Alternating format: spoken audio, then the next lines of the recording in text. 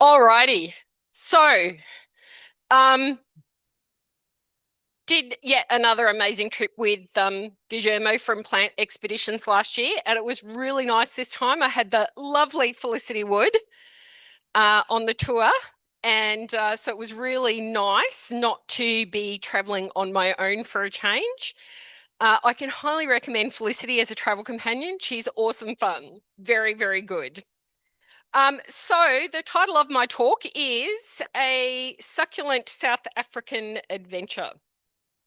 So for those who aren't familiar with South Africa, obviously it's at the southern point of Africa. Can you guys see my laser pointer up there, or is it just you can? Excellent.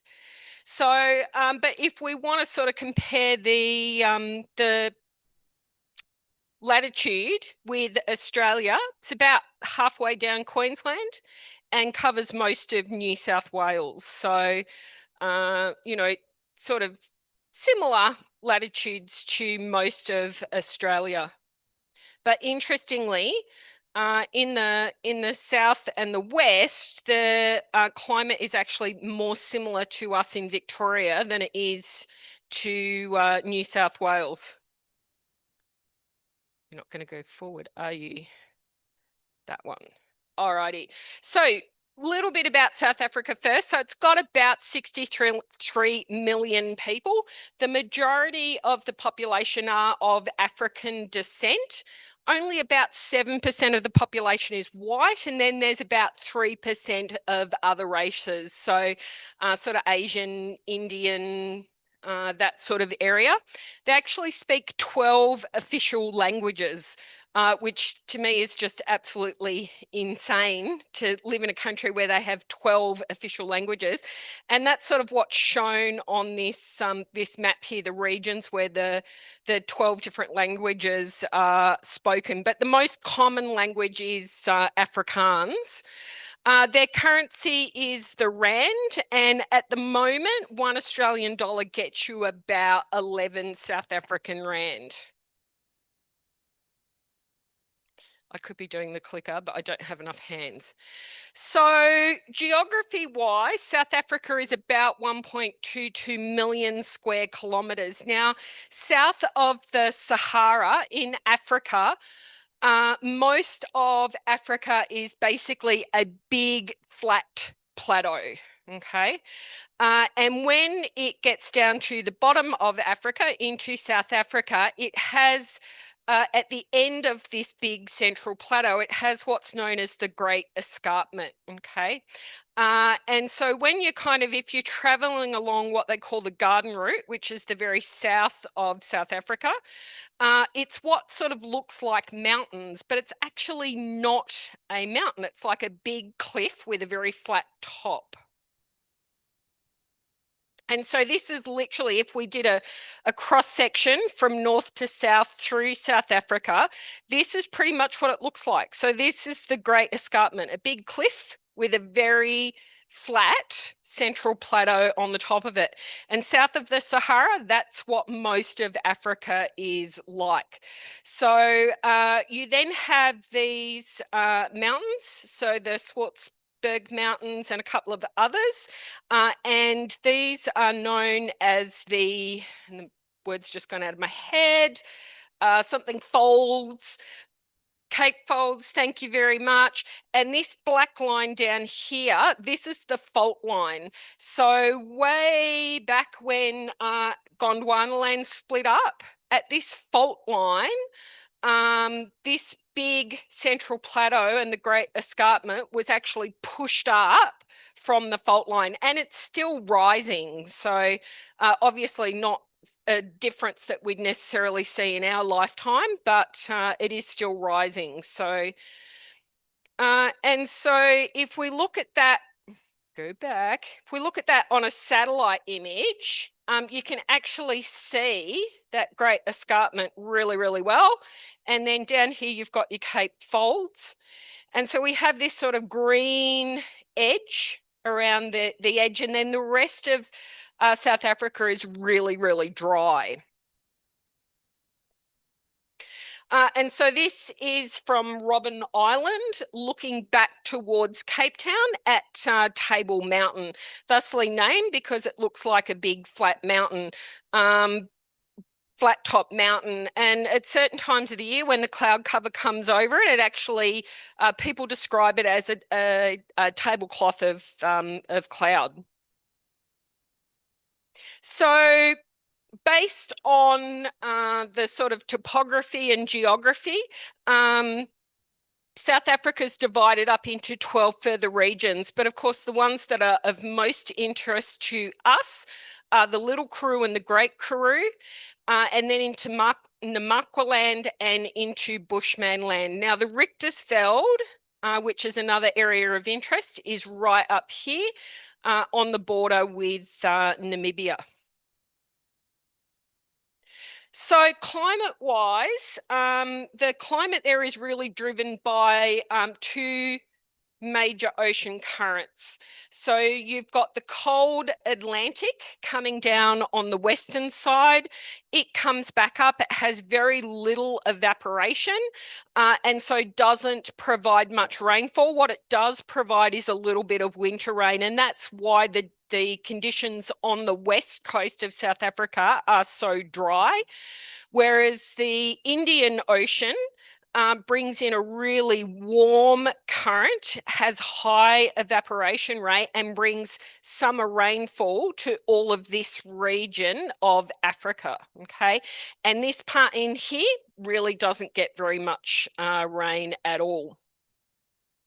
Temperature-wise, it can vary from very, very hot in the desert regions to freezing at night. So the average temperatures really aren't that much different to somewhere, say, like Melbourne. So, you know, average over summer of low to mid-30s with the occasional really hot day.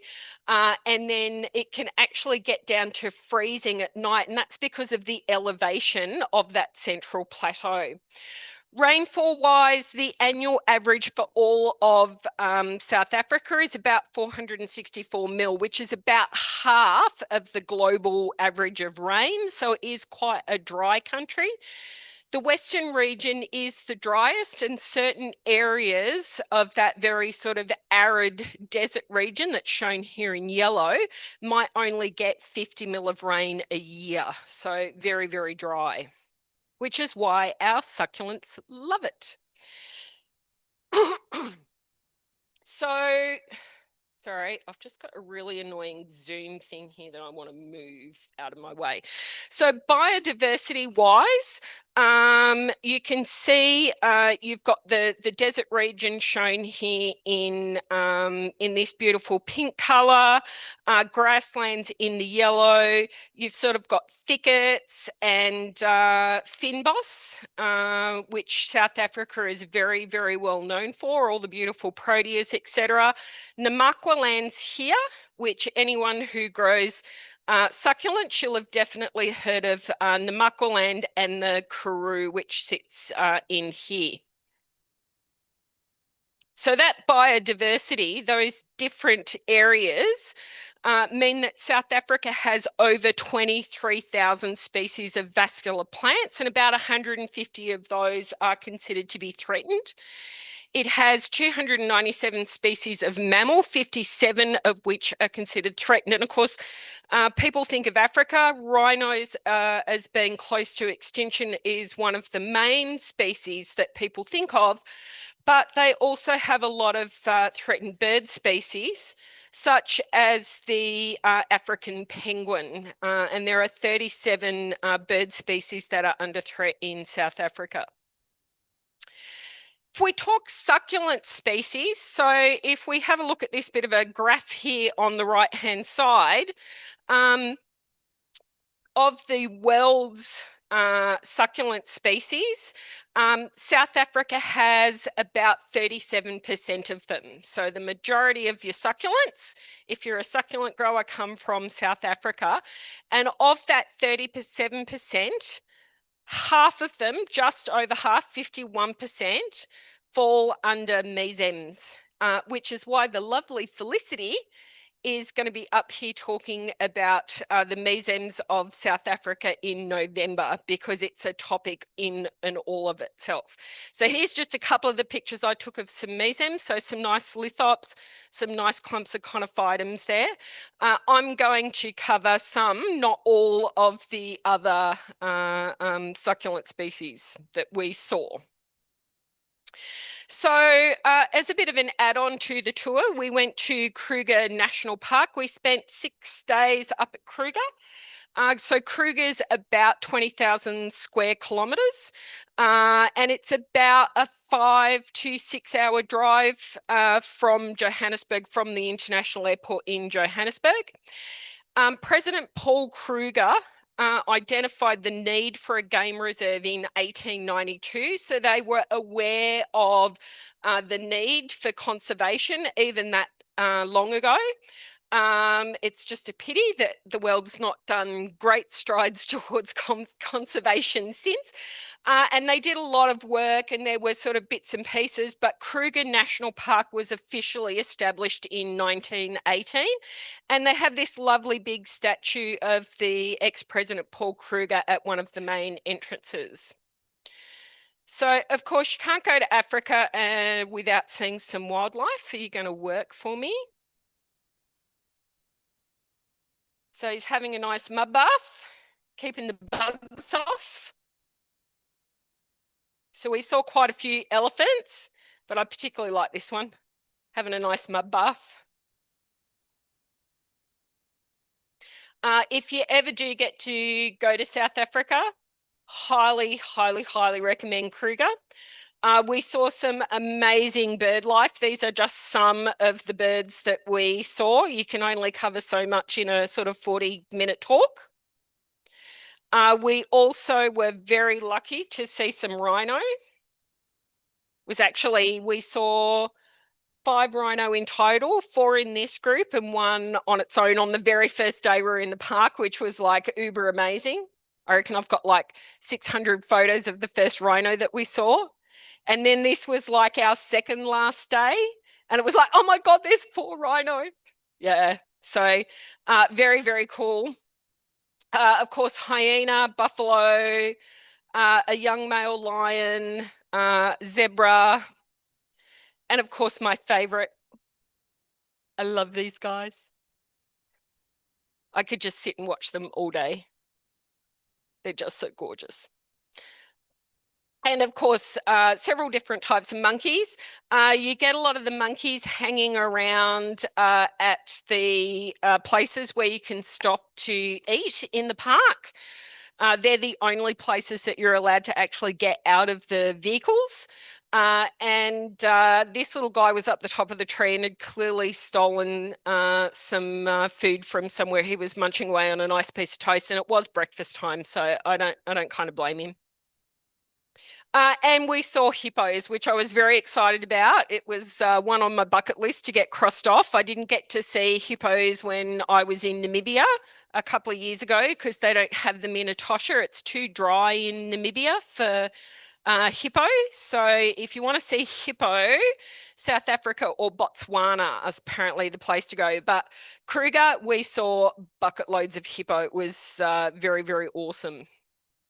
So on to the plant stuff. That's what we're here for, yeah?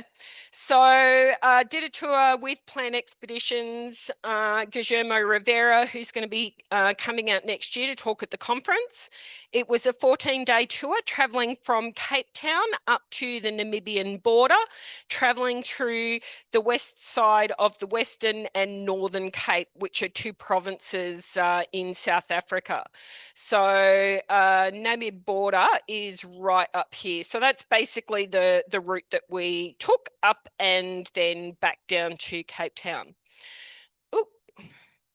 So the Western Cape, down around Cape Town, is best known for the fynbos, which is this sort of plant, which are absolutely gorgeous and particularly good if you're a florist or like doing dried flower arrangements. They do dry very well.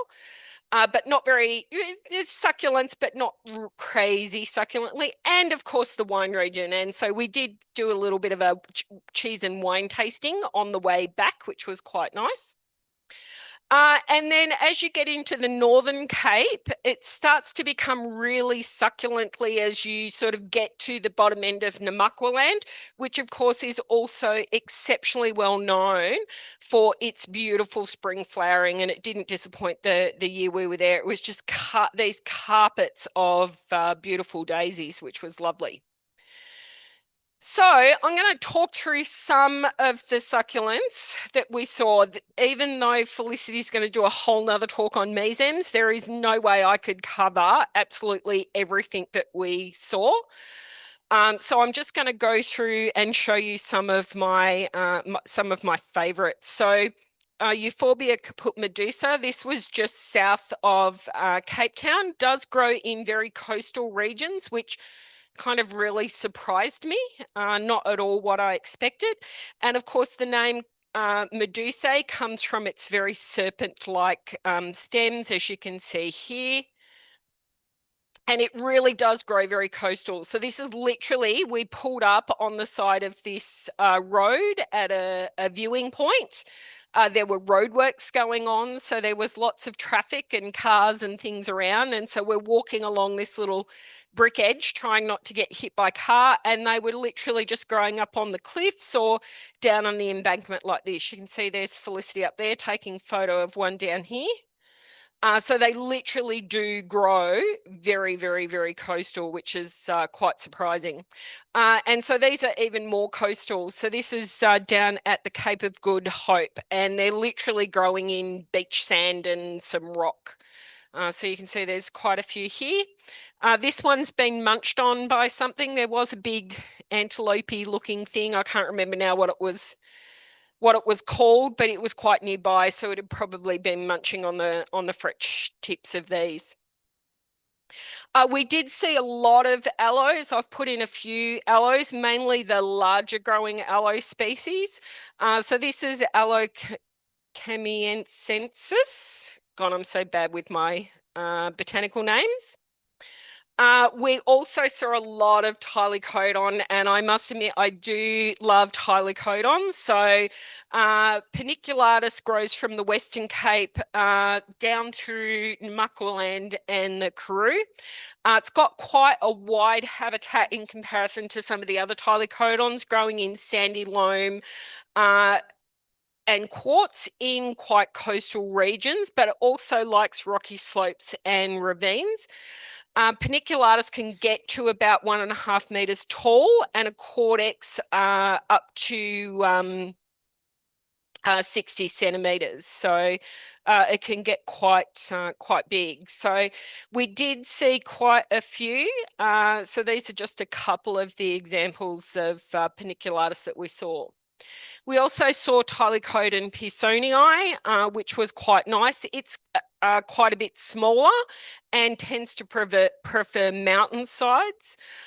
So it only gets to about 30 centimeters tall in the actual cortex. And then, of course, you've got the stems coming off from there. And the actual base of the cortex itself can get up to 12.5 centimeters wide. We did see a few cotyledons. This was one of my favorites. I couldn't actually work out what species it was, and I was running out of time getting the PowerPoint put together, so I just went with cotyledon species. But this one was quite lovely with its little purple tips and was beautifully in flower. And most of the regions where we saw these plants, they were growing in this sort of, you've got this sandy desert-like soil, and then you get these quartz outcrops, which was really interesting, or granite outcrops was the other thing we saw a lot of. Aloe melanacantha, again found in Namaqualand, but also as high up as the Richtersveld up at the Namibian border, likes rocky sandy soil and particularly granite based soils, which is what you can sort of see it growing in here. Tends to grow as a solitary plant. It doesn't clump. And so when you do see it growing in groups, it's like plants growing beside each other. It's not one that clumps out and branches. They can get up to 30 centimeters in diameter and up to 50 centimeters tall. We didn't see any that were that tall, but we certainly saw some that were that size in diameter. So you can see this beautiful big group here. So this is actually three separate plants, and these would be a fair age based on the length of the main stem they've got here. But yeah, just growing on this big, huge granite outcrop. There you've got a couple of Tylicodon paniculata in the background. We did see quite a few Adromiscus. I didn't, again, put them all in, but Adromiscus alstonii is one of my favourites, found in southern Namibia and down into the Northern Cape. It has lovely grey, waxy leaves and these sort of red to purple coloured spots. The colour does change depending upon the amount of sunlight it's getting. The leaves can be up to 8 centimetres long and 4 centimetres wide. Anyone who grows Adromiscus knows how variable they can be even within a species, and that can depend a lot upon the type, locality. They can get up to 30 centimetres tall when they get into a really big clump. So here's just a couple more of the alstonii we saw at the same habitat. So even with these, you can see the amount of individual variation in them, and they're all Adromiscus alstoni.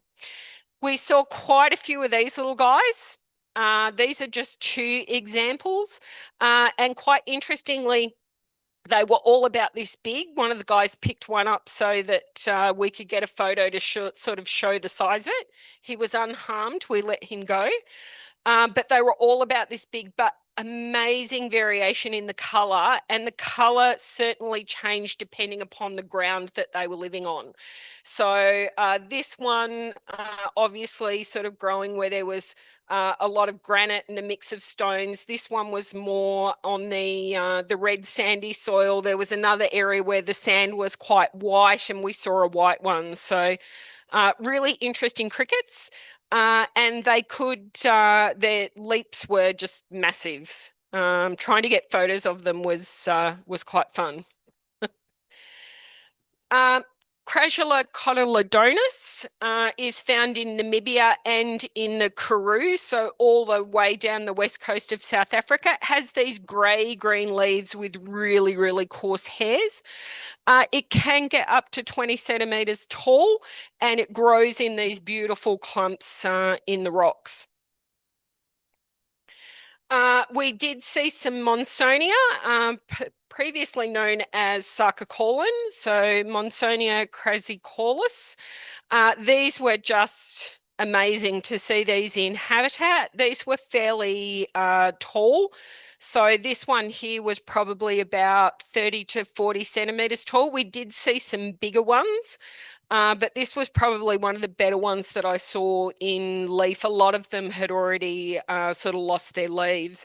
They grow in dry semi-desert areas, and they like really rocky sort of quartzy outcrops.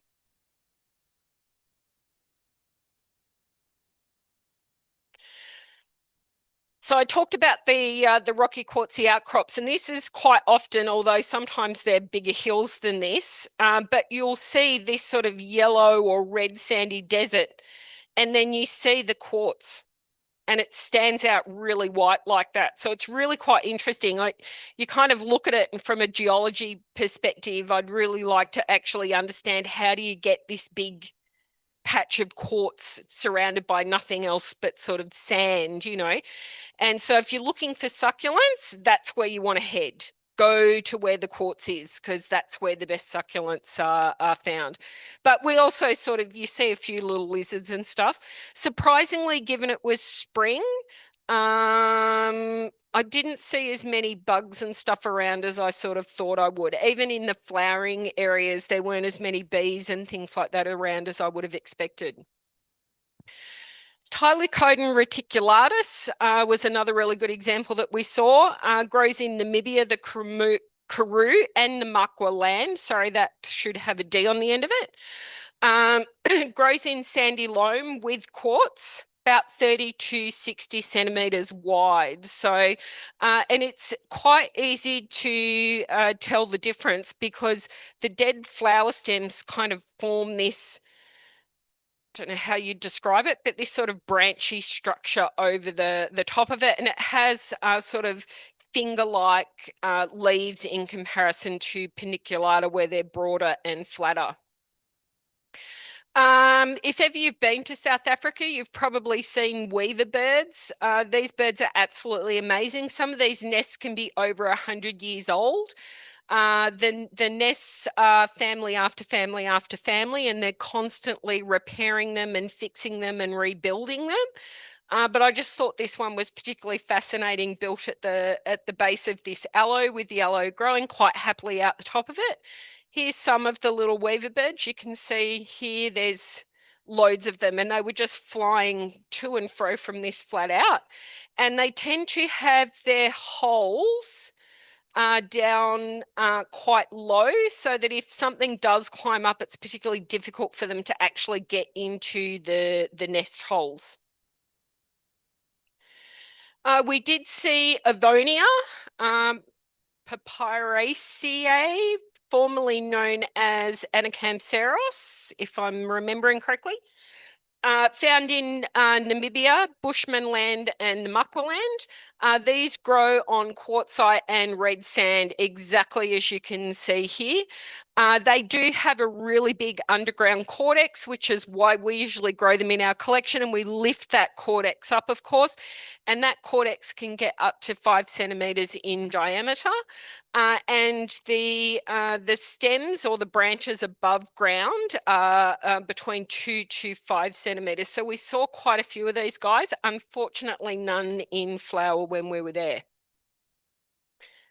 This would have to be the weirdest euphorbia I've ever seen. And anyone who knows me knows that I collected euphorbias for years until I moved to where I live now, which is as cold as hell, and they all died on me, which made me cry.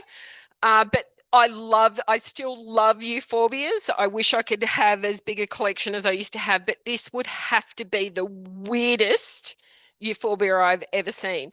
Used to be called multi-ramosa. It's now called Friedrichiae.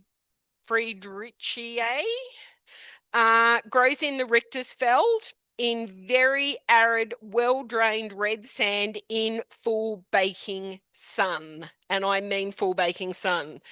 They get to about 30 centimeters tall. These plants were really, really old, really big. And so by full sun baking, this is literally what it's like. There's practically nothing else around, just these guys growing out in the middle of this sand. And they are really weird looking. They look like some Day of the Triffids alien invading plant. They're very, very strange looking, but definitely euphorbias, and you could tell that by the flowers. We did see Pachypodium namaquanum. These are found in the Richtersveld and southern Namibia. Now, this plant was not in habitat. Well, it was in habitat, but not in the habitat where it should have been. This is a random Pachypodium that Guillermo found whilst going to that area to look for an aloe. He's not really sure how it ended up there. It's obviously been there for a very long time to have gotten that big. But it's in a really easy place to get to in comparison to a lot of the others. So it was absolutely awesome to see. Really lovely big plant. They can get 1.5 to 2.5 meters tall. So this is my friend Mike. I've done a few Mike's from San Diego. So I've done a couple of trips with Mike now. Awesome guy. He'd be probably 6'2" in the old language. Don't ask me what that is in meters. I'm not that old, but for some reason height I do in feet. Don't know why. And so you can see this very rocky ground. So even though this is not its it's sort of outside its area. It's one all on its lonesome, no others anywhere. Even if it was its usual area, this is the sort of countryside it would grow in. And we were just a smidge too early. You can see it's budding up nicely there, but had we have been probably a few days to a week later, it would have been in flower. So that was a little bit disappointing, but still amazing to see. So this is an example of the other kind of big quartzy outcrop you get. Guillermo calls this the rock garden, and that's literally because that's what it looks like.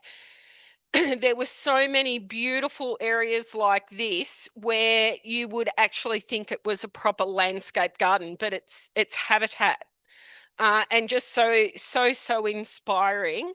I took a lot of photos just to get ideas to be able to do my own garden to look a bit more like habitat, because I just thought it was better than probably anything we could recreate.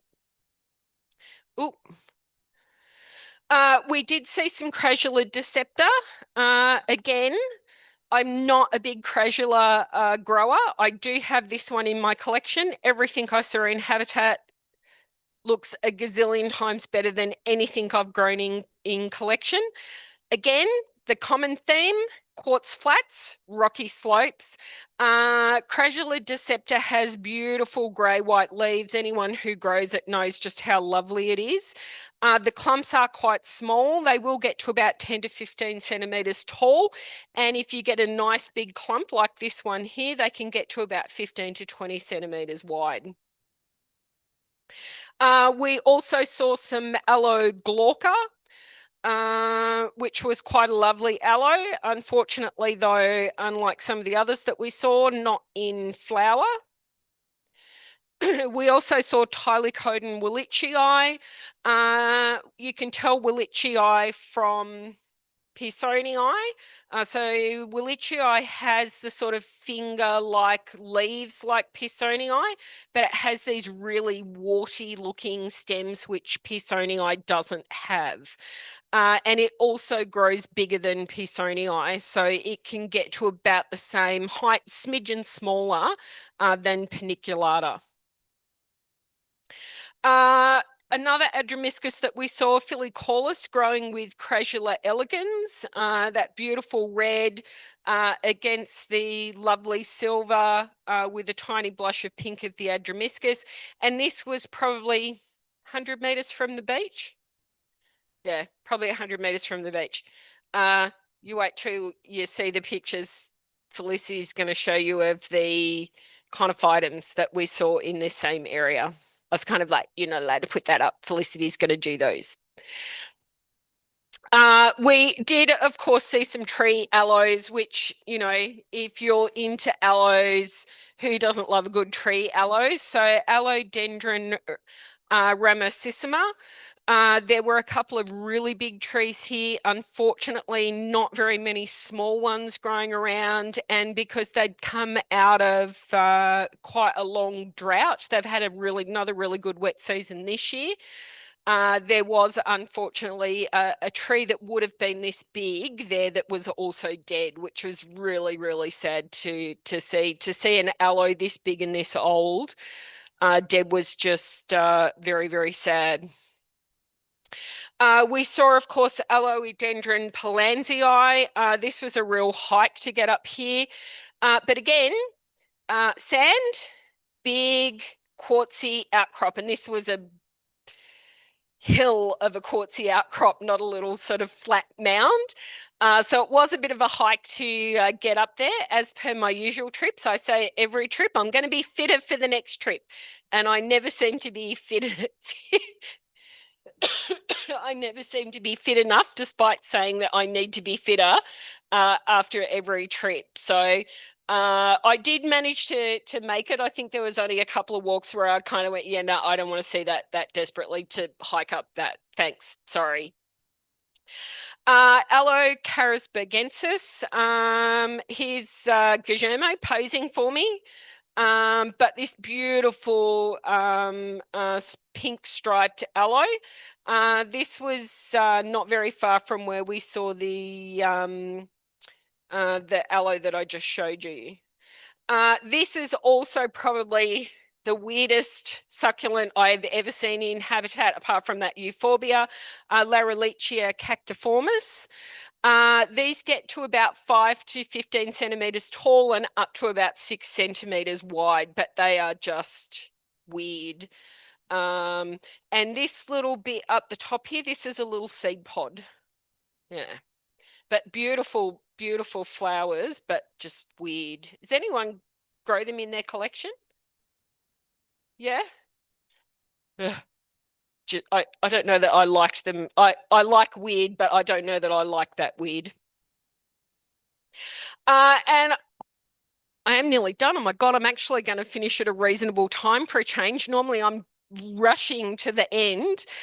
So this is the last lot I'm going to show you. So this is Aloidendron dichotomum. And seriously, if I went back to South Africa again, I would definitely be going back to see this. To see a forest of tree aloes there's just nothing that can describe how amazing it is. And this is just a really small section of, like a really small section of it. And here's just there's Felicity posing for me to show you how big they are. But here's just a few more of them that we saw. And it literally, I mean, you look at the way the stone is and the trees go, and it looks like a landscaped rock garden, but it's not. It's just habitat. You look at how evenly these three are spread out. It looks like somebody's planted them like that, but no, just habitat. And it was nice to see with these, they're really big, really old trees, but also younger trees, and I mean, you say younger, they should be really old. But yeah, young trees, and there were ones quite a bit smaller than this coming through. So it's always nice when you see that kind of thing in habitat to know that the plants are doing well. And one last beautiful Aloidendron dichotomum. Thank you very much. I hope you enjoyed it. I had one kind of minor disaster. I was thinking about it when I was putting this together, and I'm going, oh my God, I don't have a major disaster story to tell like I normally do, like being really sick and things like that. My back was a bit sore the first few days I was in Kruger, which was a little bit unpleasant. Fel would help me out with that, giving me some massages and helping me tape my back up. But other than that, I actually didn't get sick this trip, which was really nice for a change. So yes.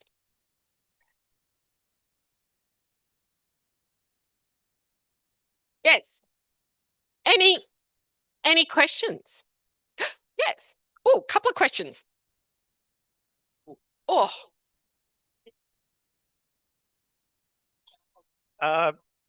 Wendy, the Tylocoden pearsoni looked like it was quite folial to the ground. You said it had a 12 centimeter cortex. Was there any old ones that you could actually see the cortex, or no? Not on the pearsoni.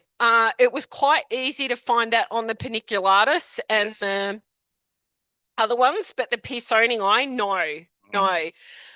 And the other thing, it's sometimes really hard in habitat. So, if they're growing on a slope, you want to get down the hill so you can kind of look up underneath them, which is not always possible to do depending upon the ground. But the other thing is sometimes when you get down like that, the light's going the wrong direction. So, you can do a little bit of photo adjusting when you get home if you got a bit too much shadow, but sometimes there's only so much you can do. I mean, I love this last photo I've got here, but you can see the big light beam, which is just terrible, to have this in your photo annoys the crap out of me. But I just love I love things that grow on cliffs. Well, your photos were beautiful, actually. Oh, thank you. You don't need to apologize. You don't need to apologize. You wait till you see Felicity's. Hers are. Okay, and one very last quick one. Yes. The aloe, when we were in Namibia, it was aloe dichotoma, and was that the quiver tree? Yes. Yes. It's now been renamed. Renamed. Done. So all of the tree aloes are now aloidendron. Right. But usually the same species name. So the genus name. Dichotoma, yeah. Beautiful. The quiver tree. The quiver tree. Which they used for the arrows, didn't they? Well, allegedly. I don't, yeah, Yeah. I don't know sometimes how much of that's true. Well, apparently the Gods Must Be Crazy film, there was a lot of lies in that. So there you go. Quite possible. Thank you, Quite Wendy. possible. Thank No worries. August. August, yeah. Yeah. Yes, will do. Any other questions? No? No. I did not bring any seeds back. I never bring any seeds back. I am not smuggling things into Australia illegally. Haven't you seen my posts on the Facebook group? And I would definitely not be trying to bring anything out of South Africa because, Jesus, you get caught trying to bring anything out of South Africa. If you're going to get caught bringing something from somewhere, you definitely don't want it to be from there. There's CITES rules and stuff. It's, yeah. And I'm not ending up in a South African prison because I got caught at Johannesburg airport with something. Thanks very much. But yes, tempting, but no. Any more questions for Melissa? Other than asking me, did I do something illegal? Do I look like the sort of person who does do something illegal? Yes. Me? The I dotted the T crossed the box checker? Really? It's all a front, yes. Thank you, Melissa. That was absolutely spectacular. And I look forward to your next travel stories. That's all we have for tonight. Thank you, everybody.